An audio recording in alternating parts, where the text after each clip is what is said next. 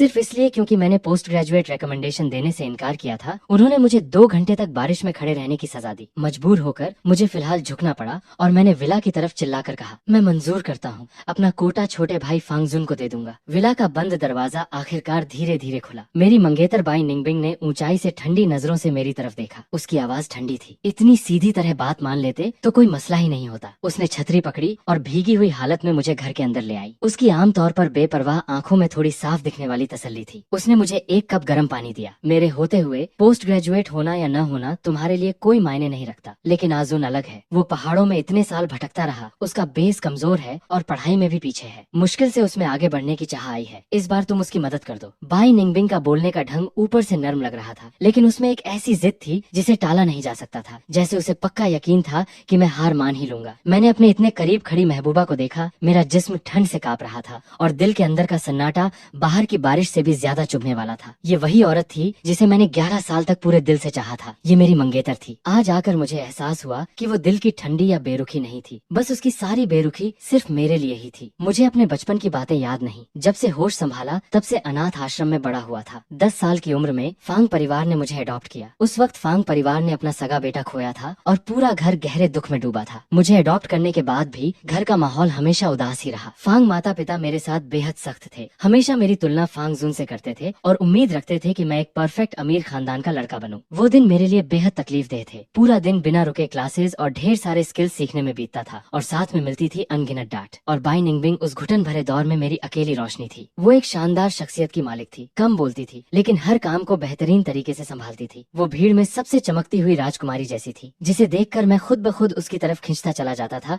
और नजरें नहीं हटा पाता था। फांग और बाई परिवार के पुराने गहरे रिश्ते थे। उन्होंने पहले ही बचपन में बच्चों का रिश्ता तय कर दिया था। बाद में जब असली फांग जुन खो गया तो ये रिश्ता मुझ अडॉप्ट किए गए बच्चे के हिस्से आ गया। 10 साल से लेकर 21 साल तक मैं जानता था कि वो मेरी होने वाली मंगेतर है। बाई निंगबिंग ने कभी खुलकर मेरे जज्बात का जवाब नहीं दिया, पर ना ही उसने कभी इनकार किया। वो हमेशा एक जिम्मेदार फियांसे का रोल निभाती रही और मेरे साथ चलती रही। मैंने सोचा था कि उसने पीछे चुपचाप खड़े मेरे प्यार को देख लिया है। मेरे सच्चे दिल से मुतासिर होकर उसने मेरे अकेलेपन को अपनाया है और थोड़ी परवाह भी लौटाई है। लेकिन जैसे ही मैंने सोचा कि हमारा रिश्ता अब बेहतर हो रहा है, फांगजुन वापस आ गया। उस दिन के बाद से सब कुछ बदल गया। हाथ में पकड़े गर्म पानी की गर्मी से मेरी उंगलियां सुन्न पड़ने लगी थीं। मैं अचानक होश में आया, पलटा और बाथरूम में जाकर बारिश का पानी धोने लगा। बाई निंगबिंग वहीं खड़ी मेरी पीठ देखती रही। मेरे कदम अचानक रुक गए। वो हमेशा ऐसा ही करती थी। जब मैं पूरी तरह छोड़ने वाला होता तो मुझे थोड़ी सी मीठी उम्मीद दे देती ताकि मैं जा न सकूं। पर इस बार मैं उसकी उम्मीद के मुताबिक खुश नहीं हुआ। मैंने पलटकर उसे ठंडी नजरों से देखा। बाई निंगबिंग, मुझे तैरना नहीं आता, स्कूबा डाइविंग तो दूर की बात है। बाई निंगबिंग किसके साथ मालदीव जाना चाहती थी? जवाब साफ था, लेकिन बाई निंगबिंग को जरा भी शर्मिंदगी नहीं हुई। उसने आम अंदाज में पूछा, तो छुट्टियों में तुम कहाँ जाना चाहते हो? मैं प्लान करती हूँ। शायद ही कभी उसने मेरी पसंद पूछी हो। मैंने कोई जवाब नहीं दिया और न ही कोई बहस की। मैं खुद पर बेबस होकर मुस्कुरा दिया। कलकत्ती सर्दी के मौसम में उसने मुझे 2 घंटे दरवाजे के बाहर बारिश में खड़ा रखा था। बुखार न होता तो और क्या होता। बाई निंगबिंग ने मुझे बिस्तर पर लेटाया और ध्यान से कंबल ओढ़ा दिया। आराम से लेटो, मैं दवा लेकर आती हूँ। वो जैसे ही पलटी, उसका फोन बज उठा। अगले ही पल मुझे फोन के उस पार से फांगजुन की रोटी हुई आवाज सुनाई दी, मैं अभी आ रही हूँ, तुम रुको। फांगजुन की मदद की पुकार सुनते ही बाई निंगबिंग के चेहरे पर एक ऐसी घबराहट आई जो मैंने पहले कभी नहीं देखी थी। वो बिना किसी झिझक के दरवाजे की तरफ निकल गई और मुझे पूरी तरह पीछे अकेला छोड़ दिया। इतना बड़ा विला अचानक बिल्कुल खाली और सुनसान हो गया। सिर्फ मैं अकेला बचा था। तेज बुखार से मेरा सर घूम रहा था।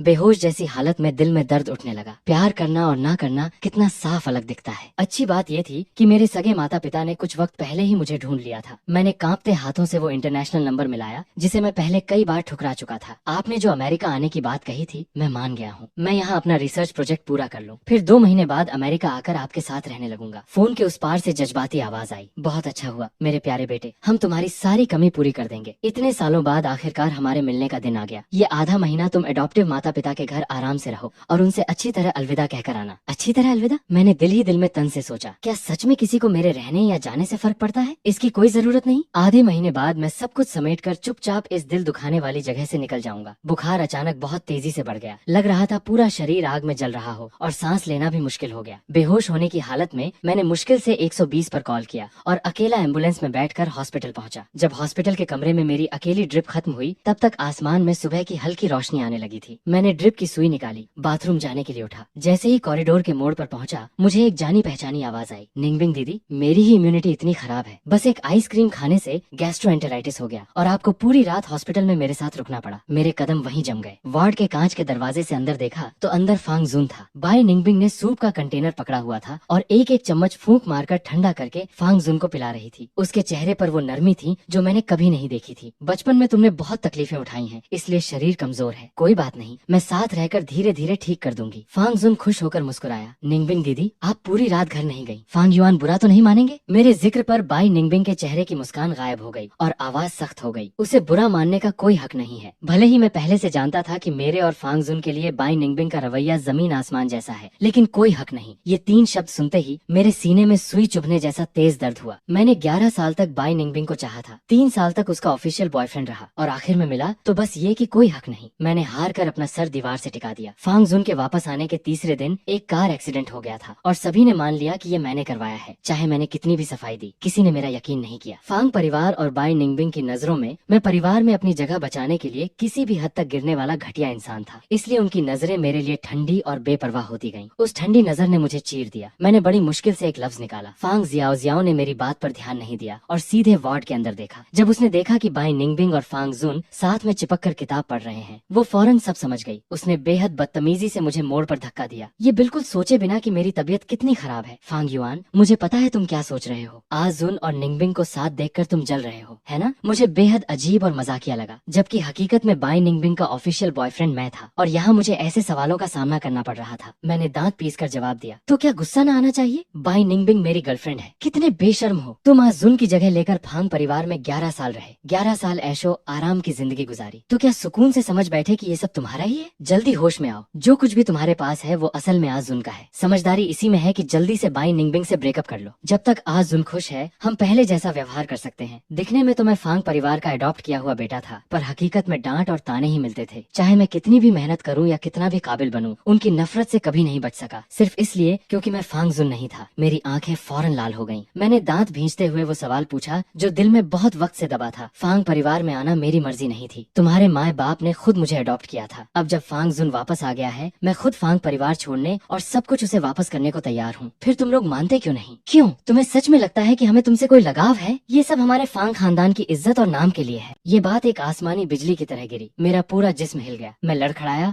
और आखिरकार संभल न सका और गिर पड़ा। तो ये बात थी। फांग परिवार ये बदनामी नहीं झेलना चाहता था कि सगा बेटा मिलते ही अडॉप्ट किए हुए बेटे को निकाल दिया, इसलिए उन्होंने मुझे जबरदस्ती बांध कर रखा था। वो अपनी आंखों के सामने फांग जुन को मेरी हर अजीज चीज छीनते देखते रहे। शुरू से आखिर तक मैं उनकी नजरों में बस एक बिना जज्बात वाला सब्स्टिट्यूट बदलाव था। मैं 3 दिन हॉस्पिटल में एडमिट रहा। इन 3 दिनों में कोई मुझे देखने नहीं आया। मैं अपना सामान लेकर उस नाम के घर पहुंचा। वो अभी वैसा ही ठंडा और सुनसान था जैसा मैं छोड़ कर गया था। शायद बाई निंगबिंग इन 3 दिनों में एक बार भी यहाँ नहीं आई थी। वो बस फांग जुन के साथ ही थी। ये विला बाई निंगबिंग ने मेरे 20वें जन्मदिन पर मुझे गिफ्ट दिया था। मैं हमेशा इसे हम दोनों का घर मानता था, लेकिन अब बाई निंगबिंग मेरी निंगबिंग नहीं रही और इस घर में भी अब घर जैसी कोई बात नहीं बची थी। मैंने दवा ली और स्विमिंग पूल के पास वाली चेयर पर धूप सेंकने के लिए लेट गया। न जाने कितना वक्त गुजरा, मेरे सर के ऊपर एक साया छा गया। मैंने आंखें खोली तो देखा फांग जुन अजीब सी मुस्कान के साथ मुझे देख रहा था। फांग युआन भाई, आप जाग गए? मैं आज खास तौर पर आपका शुक्रिया अदा करने आया हूँ। शुक्रिया कि आपने इतने बड़े दिल से वो पोस्ट ग्रेजुएट कोटा मुझे दे दिया जिसके लिए आपने 3 साल मेहनत की थी। तुम अंदर कैसे आए? मैंने पूछा और पूछते ही अफसोस हुआ। इस घर की चाबी सिर्फ मेरे और बाई निंगबिंग के पास थी। उसे अंदर लाने वाली जाहिर है बाई निंगबिंग ही थी। फांग जुन ने अकड़ के साथ मुंह पर हाथ रखकर हंसते हुए कहा, आप ही बताओ, जाहिर है निंगबिंग दीदी ने मुझे चाबी दी है। पिछले कुछ दिनों से वो मेरे पास ही रह रही थी। आज उनका कुछ काम था, इसलिए मुझे उनके बदलने के कपड़े लेने भेज दिया। ये सुनकर मुझे ऐसी घिन आई जैसे कोई मक्खी निगल ली हो। मैंने अपने गुस्से को दबाया। उससे मजेदार कोई बहस नहीं करना चाहता था। सीधा निकलने को कहा, दूसरी मंजिल पर जाओ, सामान लो और फौरन यहाँ से दफा हो जाओ। लेकिन फांग जुन आराम से स्विमिंग पूल के किनारे बैठ गया और छेड़ते हुए बोला, फांग युआन भाई, मैंने सुना है आपको तैरना नहीं आता, तो बताओ निंगबिंग दीदी ने ये पूल किसके लिए बनवाया था? वैसे क्या आपको नहीं पता? मुझे बचपन से स्विमिंग पसंद है और मैं स्विमिंग चैंपियन भी रह चुका हूँ। उसकी तीखी आवाज कानों में सुई की तरह चुभ रही थी। मैंने गुस्से पर काबू पाते हुए ठंडे अंदाज में कहा, तुम्हें तैरना पसंद है तो तैरते रहो। वैसे भी तुमसे दूसरा कोई काम तो ढंग से होता नहीं। शरीर ठीक रहेगा तो तुम्हारे माँ बाप की थोड़ी चिंता कम होगी। फांग जुन अचानक आग बबूला हो गया, जैसे किसी ने दुखद रग छेड़ दी हो। झटके से खड़ा हुआ और गुस्से से मुझे घूरने लगा। मैंने उसे इग्नोर किया, उठकर घर के अंदर जाने लगा। जैसे ही मैं उसके पास